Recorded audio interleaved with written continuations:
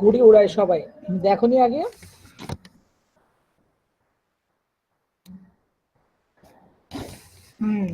এখানে আজকে সেটাই হচ্ছে, সবাই ছাদে ছাদে ঘুড়ি উড়াচ্ছে, সাউন্ড বক্সে গান করছে। গতকাল থেকে শুরু হয়েছে, মনে হচ্ছে আজকে সারাদিন এগুলি চলবে।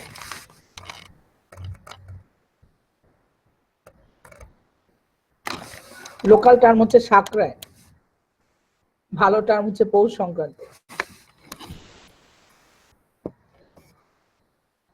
পুরান ঢাকায় অনেক বড় করে উৎসব হয় স্যার, এটা? হ্যাঁ, পুরান ঢাকায় খুব বড় করে হয়, নতুন ঢাকা থেকেও সবাই আসে।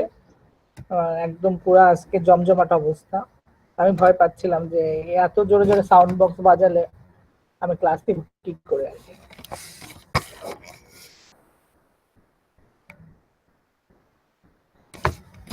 যাই হোক, আজকের টপিক খুব বেশি বড় না, ছোটই। আমরা শেষের দিকে চলে আসছি তো সিলেবাসে। তো আমাদের টপিক বাদের মধ্যে নিউক্লিয়ার ফুয়েল সাইকেল ছিল, এর উপরই হয়তো আমরা আরো একটা লেকচার দেখবো আজকেরটা সহ, তারপরে আমাদের একটা শেপে চলে আসবে। তো শনিবার দিন তো আমাদের এক্সাম হবে, তারপরে দেখা যাক একটা এক্সাম নিলে আমাদের হয়তো, বলো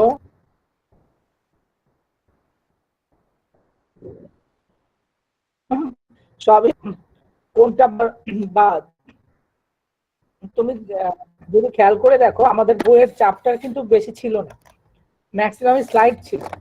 আর স্লাইডে কিন্তু তোমার বর্ণনামূলক প্রশ্ন একদমই নাই, মানে বর্ণনামূলক যেগুলি 5 মার্ক 7 মার্কের যেগুলি বর্ণনামূলক প্রশ্ন, সেগুলি কিন্তু স্লাইডে নাই। স্লাইডে হচ্ছে শর্ট প্রশ্ন বা ম্যাথ এই পড়া, আর আমাদের এরকম স্লাইডটাই বেশি ছিল। তো বর্ণনামূলক প্রশ্ন তোমার আসতে গেলে আসার অপশন হচ্ছে যেগুলিতে তোমাদের বইয়ের চ্যাপ্টার পড়ানো হয়েছে, সেই চ্যাপ্টারের পরিমাণ কম। যদি হাতে গুনে দেখো কয়টা চ্যাপ্টার বই থেকে পড়ছো, তাহলে দেখবা সেই পরিমাণটা কম। তার মানে তোমার বর্ণনামূলক প্রশ্ন, বড় প্রশ্ন কিন্তু কম পড়তে হচ্ছে। আর স্লাইডে তুমি খুঁজে দেখো বড় প্রশ্ন পাও কিনা, আমার মনে হয় না পাবা। স্লাইডে শুধু ম্যাথ পাবা আর কিছু ছোট প্রশ্ন পাবা।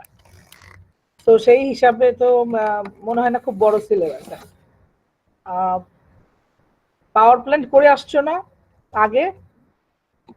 হ্যাঁ, তো ওখানে কি শুধু ম্যাথ দিয়েই পড়ছো? ওখানে অনেক বর্ণনামূলক প্রশ্ন পড়ো নাই? বা কোর্স করতে গেলে তো বর্ণনামূলক প্রশ্ন পড়া লাগে, কিন্তু তুমি খেয়াল করে যদি দেখো এই কোর্সে কিন্তু খুব বড় বড় প্রশ্ন খুব নাই তেমন করে চিন্তা করতে গেলে।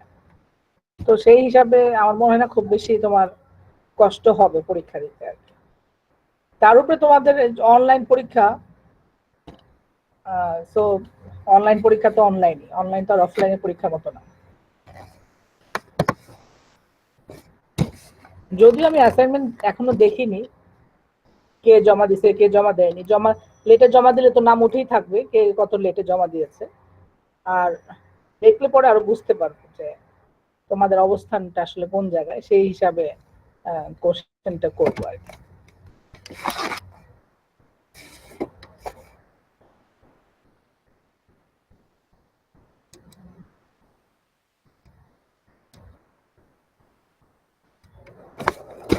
পিডিএফটা কি দেখা যাচ্ছে? ওকে, নিউক্লিয়ার ফুয়েল সাইকেল, এই পিডিএফটা তৈরি করেছি international atomic energy agency. International atomic energy agency ওরা এটা বানাইছে। আমরা দেখি আমাদের যেহেতু সিলেবাসে নিউক্লিয়ার ফুয়েল সাইকেলটা আছে, এটা আসলে অনেক বড় একটা ব্যাপার। পুরা মাটির নিচ থেকে ইউরেনিয়াম উৎপাদন থেকে শুরু করে একেবারে আবার মাটির নিচে যাওয়া পর্যন্ত, মানে একদম যখন পাওয়ার রিপ্রোডাকশন হয়ে যায়, যাওয়ার পর যে ওয়েস্ট গুলো থাকে সেই ওয়েস্ট গুলো আবার মাটির নিচে রেখে দেওয়া পর্যন্ত পুরো প্রসেসটাই সাইকেলের মধ্যে আসবে। এটা একটা বড় প্রসেস। এখানে যেটা থাকবে, প্রত্যেকটা স্টেপ সম্পর্কে 2-3 লাইন করে, একদম খুব ছোট করে, যাতে অ্যাটলিস্ট তোমার একটা ধারণা হয় যে ফুয়েল সাইকেলটা আসলে কি। এখানে তো অনেকগুলো স্টেপ, মাটির নিচ থেকে ইউরেনিয়াম তোলা থেকে শুরু করে আবার মাটির নিচে নিয়ে যাওয়া পর্যন্ত এই পুরা স্টেপগুলো, অনেকগুলো স্টেপ আছে। সেই প্রত্যেকটা স্টেপ সম্পর্কে সংক্ষেপে 2-3 লাইন করে লেখা আছে আর কি এই স্লাইডটাতে আর কি। আমরা পরবর্তীতে যদি কোনো কোনো স্পেশাল অংশ আরো ডিটেলসে পড়তে চাই সেটা নেক্সটে দেখবো।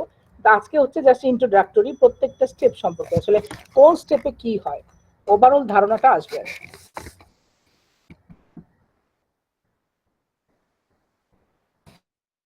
এইটা সেই সাইকেল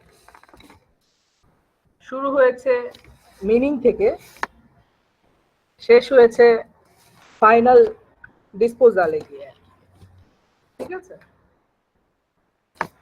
কেউ জানো মিনিং মানে কি?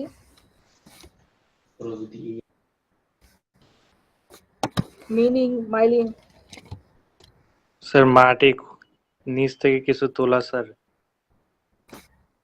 এটা কি মিনিং না মাইলিং? Mining sir. তাই কি? এটা বোধহয় মিনিং। স্যার আর মাইলিং হচ্ছে সেখান থেকে তোমার দরকারি পার্টটা আলাদা করা।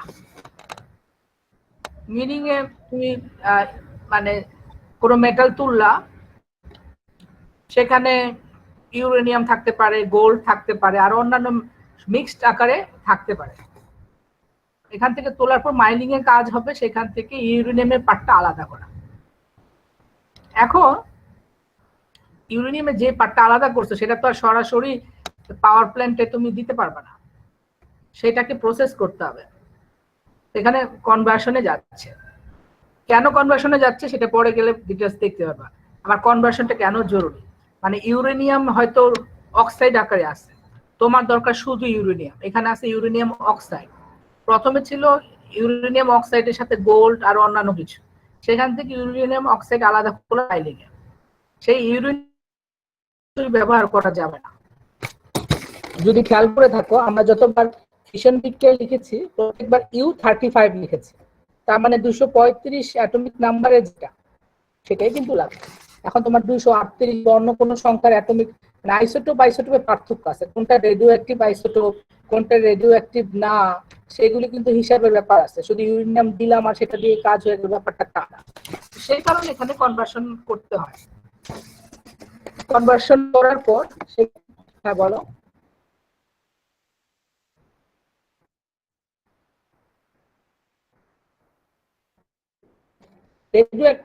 রেডিও অ্যাক্টিভ হওয়া আর ফিসাইল প্রোডাক্ট হওয়া তো এক কথা না। আমরা পড়ছিলাম না ফিসাইল নিউক্লিয়ার এরকম কিছু পড়েছিলাম না, যে ফিশনে কে যাবে।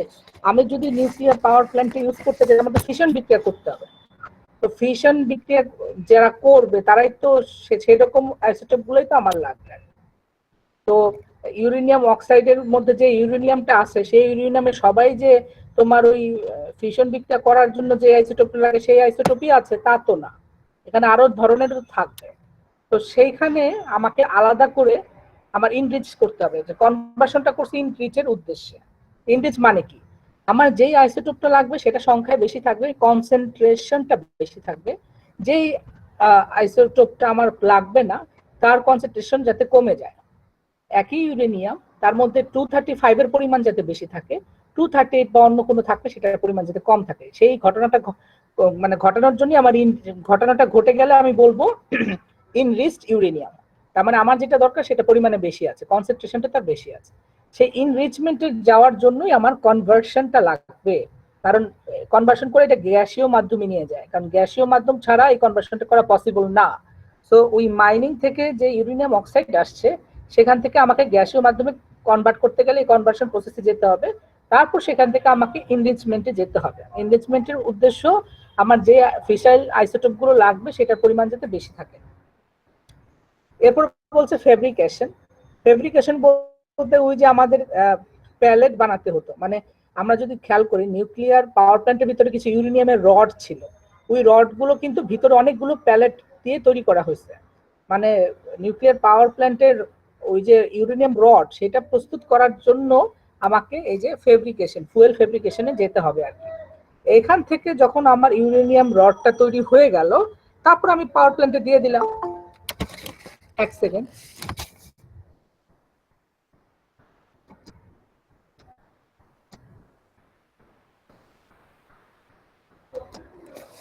ওকে, পাওয়ার প্ল্যান্টে যখন আমি দিয়ে দিলাম, তো পাওয়ার প্ল্যান্টে কি ঘটে এটা তোমরা জানো। ওখানে আমার ফিশন বিক্রিয়াটা ঘটবে, প্রচুর হিট উৎপাদন হবে, আবার স্টিম উৎপাদন হবে। সেই স্টিমকে প্রেসারাইজ করে আমি কি করব, টারবাইনকে ঘুরাবো, সেই টারবাইন ঘুরলে সেখান থেকে জেনারেটর আমার ইলেকট্রিসিটি উৎপাদন হবে, এগুলো তোমরা জানো। আর কিন্তু কথা হচ্ছে আমার যে বিক্রিয়া হয়ে যাওয়ার পর যে বাই প্রোডাক্ট থাকবে, মানে বিক্রিয়া হতে হতে হতে হতে চেইন রিঅ্যাকশনে তো শেষ আছে, শেষ হওয়ার পর কিছু তো ম্যাটেরিয়াল থাকবে যেগুলি আর বিক্রিয়া করার উপযুক্ত না, বা থাকলেও বিক্রি করার উপযুক্ত ফিশাইল নিউক্লাইডের পরিমাণ খুব কম এবং বাই প্রোডাক্ট যেগুলি আমার দরকার নেই সেগুলি খুব বেশি হয়ে গেছে। এমন অবস্থা আমি কি করব? দুইটা রাস্তা হতে পারে, এখানে তীর চিহ্ন দিয়ে দেখাইছে। একটা বলতে হচ্ছে আমার কোথায়, এই যে নিউক্লিয়ার পাওয়ার প্ল্যান্ট থেকে চলে গেল রিপ্রসেসিং এ, এখানে যেতে পারে। আরেকটা তীর দেখালো, সেটা কোথায়, স্পেন্ট ফুয়েল স্টোরেজ। তো স্পেন্ট ফুয়েল স্টোরেজ দিলে সেখান থেকে ফাইনাল ডিসপোজালে চলে গেল। স্পেন্ট ফুয়েল স্টোরেজের যেটা কাজ, তাপমাত্রাটা থেকে কমানোর জন্য এটা পানির নিচে রেখে দেয়, যে বিক্রিয়ার পর যে বাই প্রোডাক্ট গুলো আছে পানির নিচে রেখে দিল। পানির নিচে রেখে দিলে সেটা হিটটা কমলো, সাথে সাথে রেডিও অ্যাক্টিভিটিটাও কমলো পানির মধ্যে, মানে যে radioactivity alpha beta gamma ray যাই ছাড়ুক সেটা পানির মধ্যে চলে গেল। এবং ওই রেডিয়েশনের তো একটা লাইফ টাইম আছে, যা যা মানে ওটা পানির মধ্যে ছাড়লেই যে পানিটা রেডিও অ্যাক্টিভ হলো ঠিক আছে, একটা পর্যায়ের পর কিন্তু সে পানিটা আবার নর্মাল হয়ে যাবে, তার কারণ যে রেডিও অ্যাক্টিভিটি সে নিঃসরণ করলো, যে রেডিয়েশন সে ছাড়লো, তারও একটা লাইফ টাইম আছে। তো সেটা পরে একটা সময় পর তোমার ওই পানিটা নর্মাল হবে। তো যাই হোক, পানিটা নর্মাল হোক বা না হোক, না হলে সেই পানি সহ এটাকে স্টোর করে রেখে দিতে হবে, যদি আমরা জানি যে এখানে কি কি মেটাল আছে এবং তার রেডিও অ্যাক্টিভিটি কত বছর পর্যন্ত থাকবে। যদি তত বছর পর্যন্ত থাকে তাহলে সেই পানি সহ আমাকে এটাকে স্টোর করে রাখতে হবে। আর এটাকে মানে প্রথম স্টেজ হচ্ছে এটাকে কুলিং এর জন্য পানির নিচে রেখে দাও এবং কিছুটা রেডিও অ্যাক্টিভিটি কমানো। তারপর সেখান থেকে আমি ফাইনাল ডিসপোজাল একেবারে মাটির নিচে আমি রেখে দিলাম। সেটা 40 বছর একটা নির্দিষ্ট সময় পর তার রেডিও অ্যাক্টিভিটিও শেষ হয়ে যাবে, সেটা আর মানুষের জন্য ক্ষতির কারণ হবে না, মাটির অনেকখানি নিচে সেটা রেখে দেওয়া হবে। এইটা একটা প্রসেস। আরেকটা হচ্ছে আমি রিপ্রসেসিং করবো। রিপ্রসেসিং কি, এই যে পাওয়ার প্ল্যান্টের যে ওয়েস্ট গুলো আসলো সেখান থেকে আমাকে আবার কেমিক্যাল রিঅ্যাকশনের মাধ্যমে সেপারেট করতে হবে। কাকে সেপারেট করতে হবে?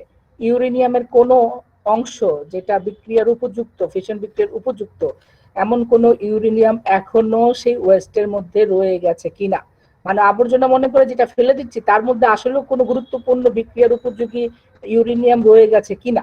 যদি থাকে সেটাকে রিসাইকেল করে সেটাকে আবার ফুয়েল ফেব্রিকেশনের ওখানে পাঠাতে হবে, যাতে ওই প্যালেট বানিয়ে তারপরে ইউরেনিয়াম রড বানিয়ে আবার পাওয়ার প্ল্যান্টে দিতে পারে। আর রিপ্রসেসিং করা হয়ে গেল, এবার বাকিটা হচ্ছে হাই লেভেল ওয়েস্ট স্টোরেজ, মানে এরপরে আর কিছু নাই এখান থেকে এক্সট্রাক্ট করার মতো। তো পরে আবার ওই ফাইনাল ডিসপোজালে দিয়ে দিল। ফাইনাল ডিসপোজাল মানে ওই যে আমার মাটির নিচে রেখে দিল আর কি। তো this is the cycle of nuclear fuel. তো এই নিউক্লিয়ার ফুয়েল সাইকেলটা আমরা এখানে আমি বললাম, এখানে প্রত্যেকটা স্টেজ সম্পর্কে 2 লাইন করে পরের স্লাইডগুলোতে, পরের পেজগুলোতে লেখা আছে।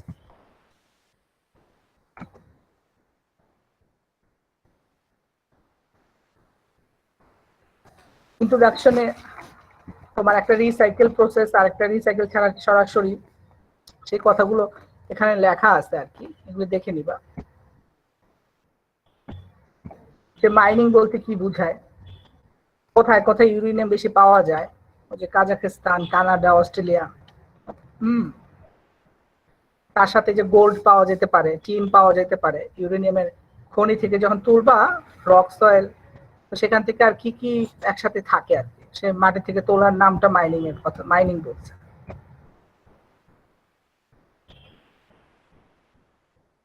মিলিং এ বলছে যে the mined uranium ore is crushed and chemically treated to separate the uranium। এই যে ইউরেনিয়ামটাকে সেপারেট করবে সেটা মিলিং এসে হচ্ছে আর কি। এবং হওয়ার পর কিন্তু দেখো এখানে ওরা বলতেছে একটা ইউলো কেক পায়।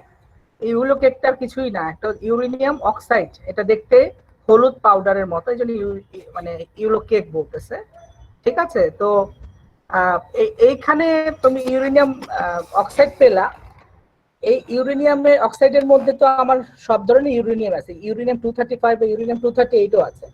ইউরেনিয়াম 235 এর পরিমাণটা বাড়ানোর জন্য আমাকে ইনরিচ করতে হবে, তো ইনরিচমেন্টে যেতে হবে। তার আগে আমাকে কনভার্সনে যেতে হবে, কারণ এই যে ইউরেনিয়াম অক্সাইড আছে এখন, যেই এটা তো গ্যাসীয় মাধ্যম না, ইউরেনিয়াম অক্সাইড এটা মেটালে আছে, এই মেটালটাকে তোমাকে গ্যাসে কনভার্ট না করা পর্যন্ত তুমি ইনরিচমেন্ট করতে পারবে না। সে কারণে গ্যাসীয় মাধ্যমে কনভার্ট করার জন্য নেক্সট লেভেল হচ্ছে তোমার কনভার্সন। ওই দেখো এখানে কনভার্সনে বলতেছে UF6 uranium hexafluoride gas, uranium hexafluoride গ্যাসে কনভার্ট করে। কেন?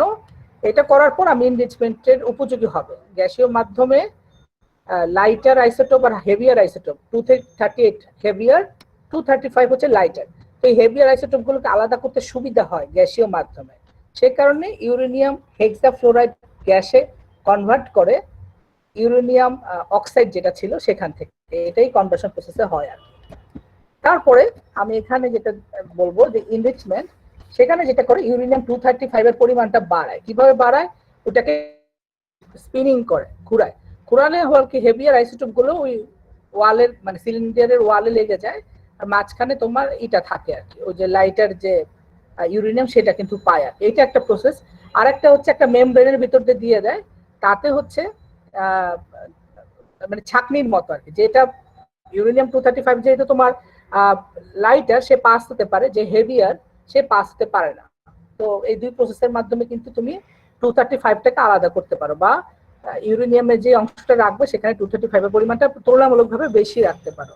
এই প্রসেসটার নাম হচ্ছে ইনরিচমেন্ট। এনরিচমেন্ট হয়ে গেল, এই যে এরপর এখানে প্যালেট বানাচ্ছে। এটা হচ্ছে ফুয়েল ফেব্রিকেশন। প্যালেট বানাবে, সে প্যালেট গুলোকে আবার সাজায় সাজায় রড বানাবে, ইউরেনিয়াম রড বানাবে। সেই ইউরেনিয়াম রডটাকে আমার পাওয়ার প্ল্যান্টে দিয়ে দিবে। এই যে রড বানাচ্ছে।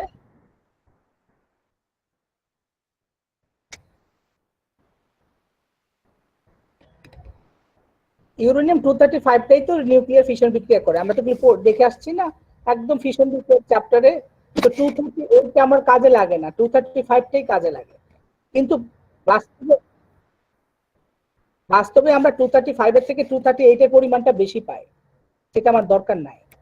এই যে এখানে লেখা আছে, কোথায়? এই উপরে স্লাইডে দেখো, এটা না আরো উপরে কনভার্সনে যাও, কি বলছে দেখো।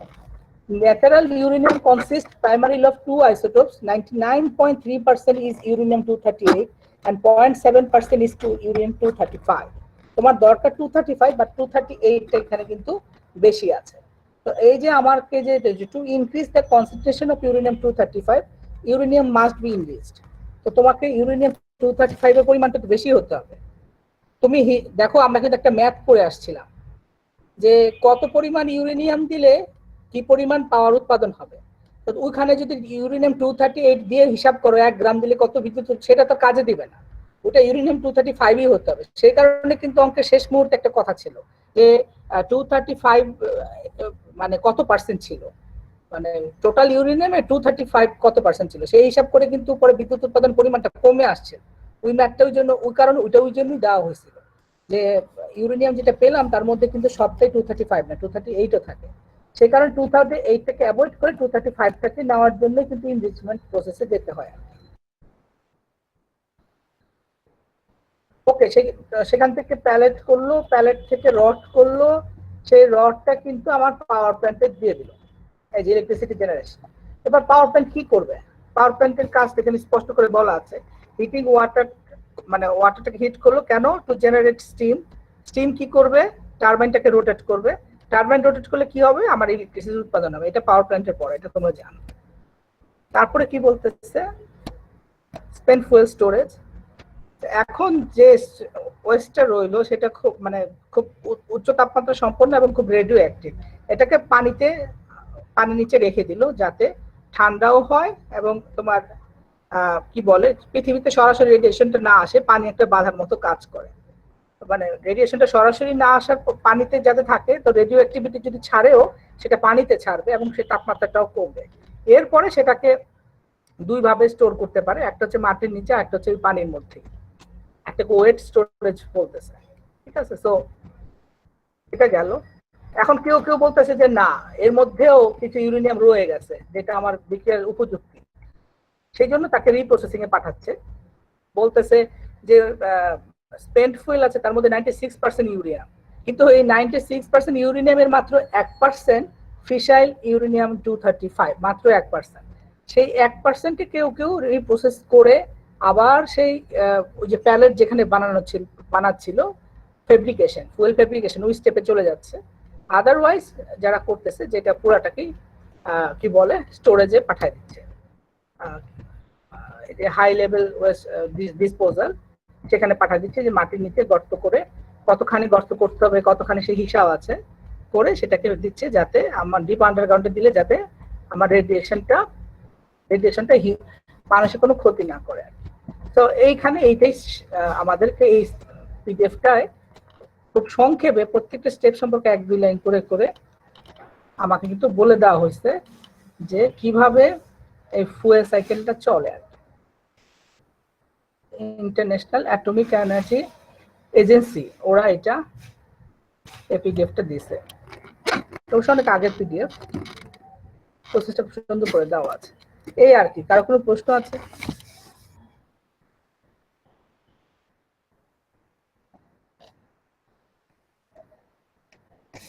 যারা ফিশন বিক্রিয়ায় অংশগ্রহণ করতে পারবে, হ্যাঁ ফিশনেবল যায়, ফিশনেবল নিউক্লিয়ার যায়। যারা ফিশনেবল না, ওরা রেডিও অ্যাক্টিভ হইলেও আমার লাভ নাই। রেডিও অ্যাক্টিভ সে হয়তো আলফা ছাড়ে অথবা বিটা ছাড়ে বা গামা ছাড়ে, তাতে আমার তো লাভ নেই। Alpha beta gamma radioactivity ছাড়লে তো আমার লাভ নেই, কারণ ওটা যদি হ্যাঁ সে হ্যাঁ ফিশনেবল নিউক্লাইড হইতে হবে, ফিশন বিক্রিয়া করতে হবে। এখন কথা হচ্ছে ইউরেনিয়াম 238 ওর কিন্তু আরো প্যারামিটার তোমায় চেক করতে হবে। কি কি প্যারামিটার? ধরো আমরা কিন্তু এগুলি পড়েছিলাম যে পজিটিভ টেম্পারেচার কোএফিসিয়েন্টে নাকি নেগেটিভ টেম্পারেচার কোএফিসিয়েন্টে আরো কিছু কিছু প্যারামিটার কিন্তু ছিল। তো এগুলি সব প্যারামিটার মানে কে কতটা প্রেসার নিতে পারবে, টেম্পারেচারটাকে কত 1400 ডিগ্রি সেলসিয়াস পর্যন্ত নেওয়া যাবে কিনা, এগুলি ব্যাপার ছিল না আমাকে। মানে ওই বিক্রিয়া তো করলো, কিন্তু আমাকে ওইখানে হিট উৎপাদন করার জন্য, মানে ওই যে স্টিম উৎপাদন করার জন্য সেখানে কি পরিমাণ টেম্পারেচার নিয়ে যেতে হবে, প্রেসার কি পরিমাণ নিতে হবে, সেই পর্যন্ত ওকে পৌঁছানো যাবে কিনা, এই ক্যাটাগরি গুলো ছিল। যে ক্যাটাগরি ইউরেনিয়াম 235টা স্যাটিসফাই করে, ইউরেনিয়াম 238 স্যাটিসফাই করে না। তো সেই কারণে আলটিমেটলি আমাকে 235টাকেই চুজ করা হয় ইনভেস্টমেন্টের মাধ্যমে। ঠিক আছে, স্ট্যাবিলিটি হ্যাঁ বলো কি প্রশ্ন?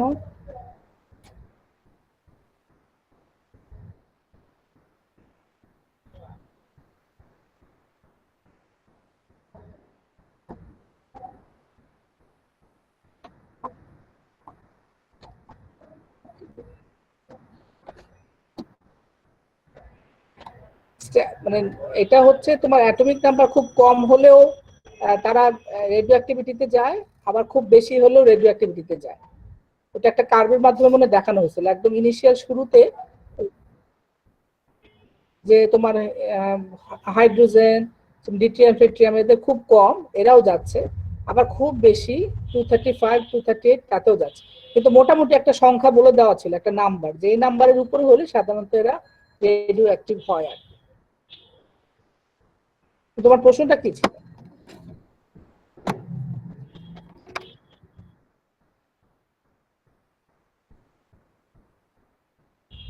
না আমার প্রোটন এবং নিউট্রনের সংখ্যা বেশি কম নিয়ে কি কথা ছিল, নাকি টোটাল নাম্বারটা দুটা যোগফল নিয়ে কথা ছিল? আমরা দুটা যোগফল নিয়ে মনে আলাপ করছিলাম, তাই না? কোন চ্যাপ্টার বলো তো, এটা কোন লেকচারে?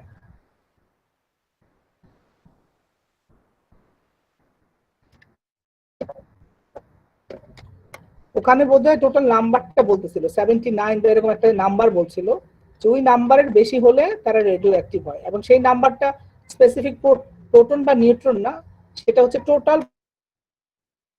প্রোটন প্লাস নিউট্রন দুটোর যোগফল সংখ্যা বোঝ। এর পরবর্তীতে আরো অ্যানালাইসিস করে দেখাইছে, ইনিশিয়াল তো একটা থাম রুল ধরে নিয়েছে যে 79 এর বেশি হলে ওরা রেডিও।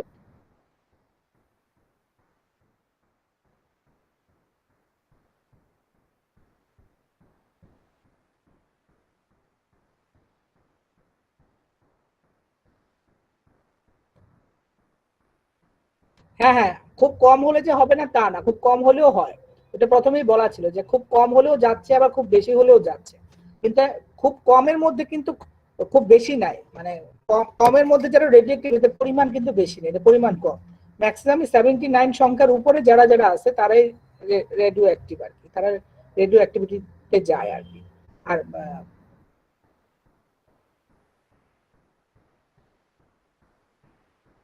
পারমাণবিক সংখ্যা বেশি হলে, মানে সংখ্যাটা বেশি হলে ওদের যাওয়ার প্রবাবিলিটি বেশি থাকে।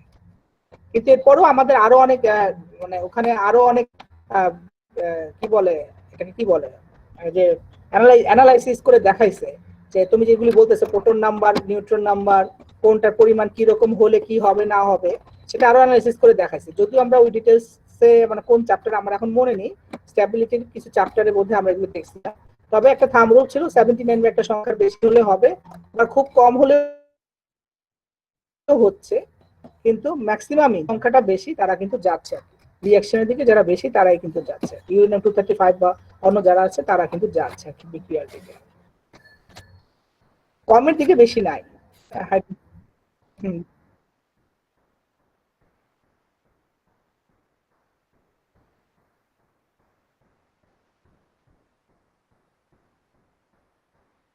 না, ও অংশগ্রহণ করবে কেন? আমি তো চাই না ও অংশগ্রহণ করুক। মানে আমি তো ইনরিচমেন্ট ইউরেনিয়াম 235 কে ইনরিচ করছি, কারণ প্রকৃতি আমার বিরুদ্ধে। প্রকৃতি আমাকে যে ইউরেনিয়াম দিচ্ছে তার মধ্যে ও আমাকে ইউরেনিয়াম 238 বেশি দিচ্ছে, 235 কম দিচ্ছে, আমার দরকার 235। এর ইনরিচ করা মানে কি? সংখ্যা কি তুমি জোর করে 238 কে 235 এ কনভার্ট করতেছো? না, তুমি ছাঁকনি দিয়ে আলাদা করতেছো, যেভাবে হোক এখান থেকে আলাদা করতেছো, 235 কে আলাদা করতেছো। ধরো চিনি এবং বালু মিক্সড আছে, তুমি সেখান থেকে চিনি আলাদা করো, তার মানে এই না যে তোমার কি বলে বালুকে তুমি চিনিতে কনভার্ট করছো, ব্যাপারটা তা না। ওখানে ব্যাপারটা তাই যে ইউরেনিয়াম 238 এবং 235 মিক্স থাকে, এবং তার 99.3% হচ্ছে ইউরেনিয়াম 238 এবং 235.07%। তো ওই 0.07%টুকু এক্সট্রাক্ট করে, তার মানে তুমি মাটি থেকে যে পরিমাণ ইউরেনিয়াম অক্সাইড পাইছো সে পুরোটাই কিন্তু তার 0.7% হচ্ছে তোমার কি ইউরেনিয়াম 235। তার মানে এই যে কস্টটা যে বাড়ে এমনি এমনি বাড়ে না, এইসব কারণেই কস্টটা বাড়ে আর নিউক্লিয়ার পাওয়ার প্ল্যান্টের মানে তোমার কস্ট এই কারণেই বাড়ে, কারণ যে ফুয়েল সেটাই খুব কস্টলি। আর কোনো প্রশ্ন?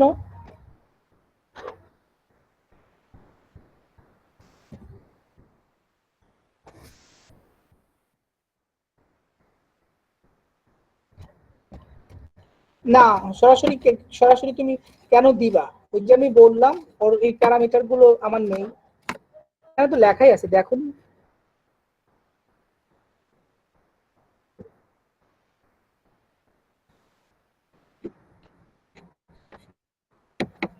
হ্যাঁ, কিন্তু তোমার তো ওই যে টেম্পারেচার এবং প্রেসারের কন্ডিশনটাও তো ফুলফিল করতে হবে। ওই স্লাইডটাতে যাই আবার।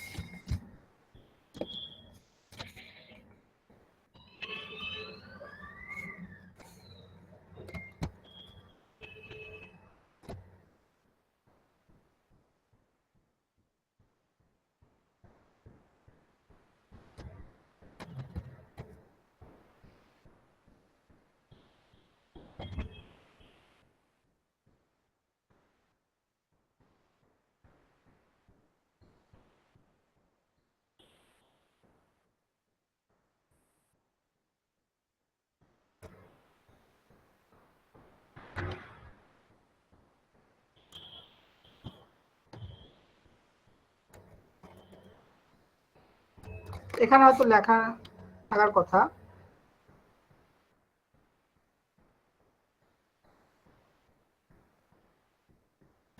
এই দেখো কি বলছে, the fission process by which heat energy is released in a nuclear reactor takes place mainly in uranium 235। দেখছো কি বলছে? মানে ওই হিট এনার্জিটা কে রিলিজ করতেছে, 238 না 235, সেখানে কিন্তু এই কথাটা বলছে। ওই টেম্পারেচার আর ওই প্রেসারের কন্ডিশনের জন্য ইউরেনিয়াম 235 ইউজ করতেছে। The fission process by which heat energy is released in nuclear reactor takes place mainly in uranium 235. Most nuclear power plants require fuel with uranium 235 enriched to a level of 3 to 5%. সেই কারণে 235 কে use করতেছে। বুঝতে পারছো?